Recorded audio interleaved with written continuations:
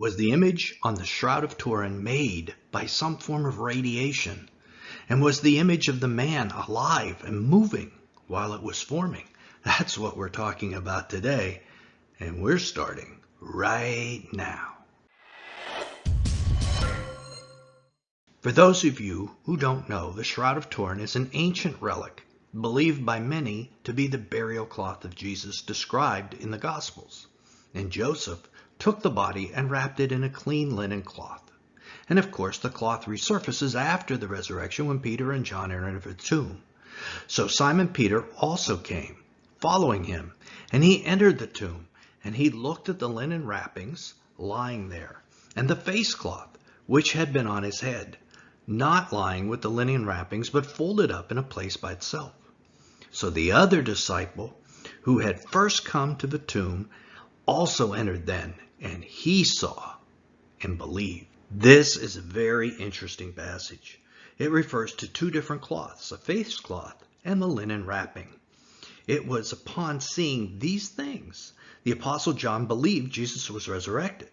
There's something about these cloths that helped him believe. And later in this video, we will discuss what it may have been about these cloths that indicated a resurrection had taken place. For those of you who aren't aware, the Shroud of Turin is a linen cloth with two features that are immediately visible to the naked eye. First, it has the faint, full-scale image of a man with arms crossed over his waist, an image of the man's front and his back. Second, the cloth appears to contain numerous bloodstains. In 1898, an Italian photographer, Secondo Pia, made a startling discovery. While developing the first photographs taken of a shroud, he saw that his film's negative image was an anatomically perfect, positive image of a man. Now, if the negative of the image is a positive, then the image itself must be a negative. A very interesting finding that we will explain later as well.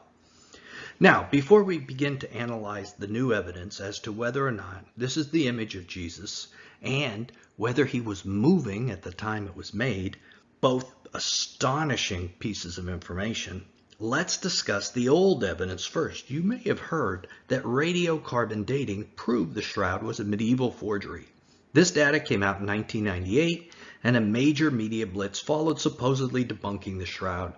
The major theory at that time was it was a painted forgery by a medieval artist. However, it seems the choice of the samples taken for testing may have come from a medieval repair of the cloth rather than the image-bearing cloth itself.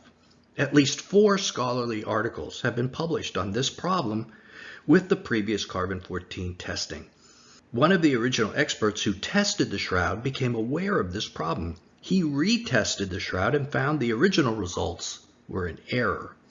The sampled section was the worst possible section to study. Then in 2017, after a Freedom of Information Act request released all the data from the first test, it was discovered that additionally some of the data from the original test was withheld to doctor the results. Because of this, the original test must be discounted entirely. So if the radiocarbon test is invalid, is there any evidence for the age of the shroud? The most extensive battery of experiments was conducted by the Shroud of Turin Research Project. Back in 1978, the group of 24 experts and scientists included Christians, Jews, and atheists.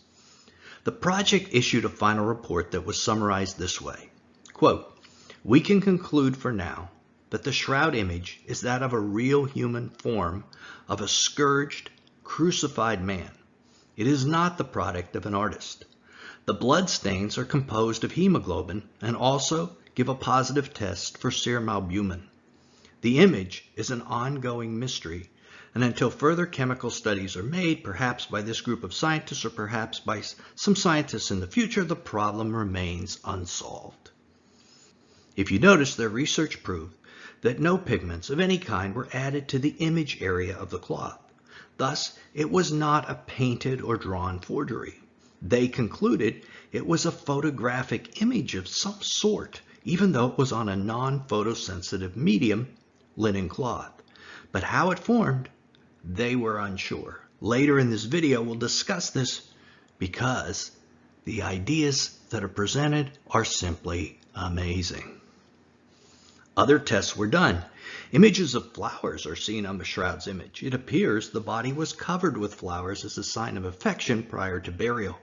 Botanist Avinoam Danin of the Hebrew Institute of Jerusalem determined where the shroud originated based on a comprehensive analysis of the pollen taken from the shroud and the plant images associated with it. Much of the pollen is native only to the area around Jerusalem, and some are not still in existence, which dates the cloth to no later than AD 800. This combination of flowers can be found in only one region of the world, Danin stated. The evidence clearly points to a floral grouping from the area surrounding Jerusalem. Analysis of minute particles of limestone, also found adhering to the shroud, have been identified by Dr. Joseph Kolbeck as a rare form of travertine aragonite. This stone is also only found in Jerusalem, and it's the same as samples from ancient Jerusalem tombs taken by archaeologist Eugenia Nitkowski. So this places the shroud in Jerusalem in a tomb. Those who claim this is some kind of medieval forgery cannot explain these connections to Jerusalem. The blood on the shroud is human, and it happens to be blood type AB, which is rare in most places but common in Israel. And this blood is positioned exactly where the wounds of Jesus were, on his wrists, feet, and the side where the spear pierced him, and on his head where the crown of thorns was placed. In fact, the image shows this horrible crown was still in place when he was buried. Based on the image, it is a Sarcopterygium cynosium, which is more commonly called the thorny burnet. Rather than being woven into a wreath like the crown we usually see in paintings, it appears the Romans just took branches of this plant and forced it into a cap shape on his head. This is yet another reason that the shroud can't be a forgery, as medieval artists would have gone with the conventional picture of a wreath-like crown, not this cap of thorns that no one expected to see. There's dirt on the soles of the victim's feet, on his knees and nose, and the nose of the victim was broken. This seems to indicate the victim may have fallen prior to being crucified and broke and skinned the nose in the process. The victim, carrying a crossbeam, wouldn't have had his hands free to break the fall, so if he fell, his nose would take the brunt. We know that on the way to Calvary, Jesus began carrying his own cross. But sometime later, Simon of Cyrene was conscripted by the Romans to help Jesus carry it. Now, a fall or a collapse that could have broken the nose of the man on the image may have been what caused this man to require help. New carbon dating tests by scientists at the University of Padua in northern Italy used the same fibers from the 1988 test but got different findings. The new examination dates the shroud somewhere between 300 BC to 400 AD, which would put it in the era of Christ. But the greatest evidence that this was the burial cloth of Jesus is the image itself and how it was created. First, the image is superficial. It lies just on the top of the microfibers, something we can't achieve even today with modern science. There was no bleed through like you would expect with paints or dyes. In other words, the image didn't go down into the fibers like paint would or a dye. It stayed right on the very surface. Although the blood did bleed through the cloth with capillary action, the image itself was seared onto the cloth just at the top. Second, the image is a three-dimensional, almost hologram type formation. And there is no other image in the world like this. There are no 2D images in the world that carry 3D information. The darker areas of the image were closer to the cloth and the lighter areas further away. This captured the 3D information about the image. Scientists actually have used this 3D information and have even made a sculpture of the man in the image. Third, the image is a negative, not a positive. No one would paint a negative or backwards image in the 1300s. So for all these reasons, it cannot be a forgery. However, how did the image form? Scientists believe it was a burst, or as we will explain in a second, oscillating bursts of high intensity, single wavelength light, laser light. This is a technology we simply don't have today. Light can create the type of brownish image that exists on the shroud. Just put a newspaper in your window for 2 weeks and you will see it turn this type of yellow-brown. However, it will not form an image like that of the shroud, but the basic idea is the same. Light desiccates and oxidizes the outer layers of the paper or the fabric. But how did it produce an image? The answer is that the light came from inside the body of the man in the image, and it traveled in all directions in exact parallel lines. That's laser light, those exact parallel lines. Scientists have estimated the power to produce this type of image exceeds all the electrical power generated in the entire Earth at one time. It is only possible supernaturally. But this isn't the most amazing aspect of a shroud image. The International Institute for Advanced Studies of Space Representation scientists in Paloma, Italy, have presented research that the body of the man was in motion when the image was produced. Yes, you heard me right. The body appears to have been moving. Now we know that because the image isn't a single exposure, but a combination of multiple exposures, sort of the way a strobe light photography can follow the path of a tennis ball or a golf swing. The image on the shroud shows various objects in motion, like the nails in the man's wrist and feet, the Tefillin on his arms, and his belt buckle moving up and down with his breath.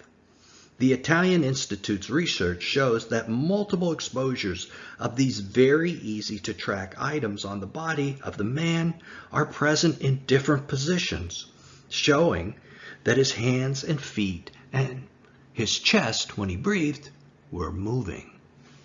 Current theory is that the light that produced the image was oscillating, producing light in bursts, just like a strobe light would. This accounts for the multiple exposures, one with each burst of light, which in turn accounts for why certain areas of the shroud image are somewhat fuzzy. Movement would make those areas seem out of focus. Now, how could the body of a dead man be moving in the image? This was obviously a burial shroud. The eyes of the man are closed and covered with coins or buttons. So if this is Jesus and he is moving, it is the exact moment of the resurrection prior to him opening his eyes. Can you see why God might want to keep evidence such as that to share with the world? But where did the light come from? This is something that no one can answer other than Jesus himself. One theory is that it came from his DNA activating. It's an interesting theory. Studies from as far back as 1984 show that active DNA produces laser light, but of very low intensity. Now, the DNA of God might have quite a different intensity, like we said, greater than all the electricity on Earth. It is also thought that the body was levitating at the moment the image was being made. And as we know, the resurrection body of Jesus was able to pass through solid objects like the door of the upper room where the disciples were hiding. This could explain why John believed when he saw the burial cloth of Jesus. Had the body of Jesus actually passed directly through this cloth without it having even been opened?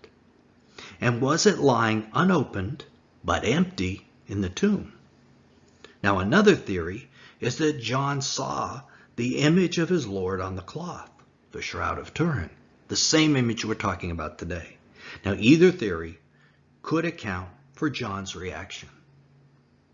But you know what? I bet you're thinking, hey, wait a minute, Nelson. You've been going on and on. But what was that you said about nails, coins, and a belt buckle? And what's a Tefillin?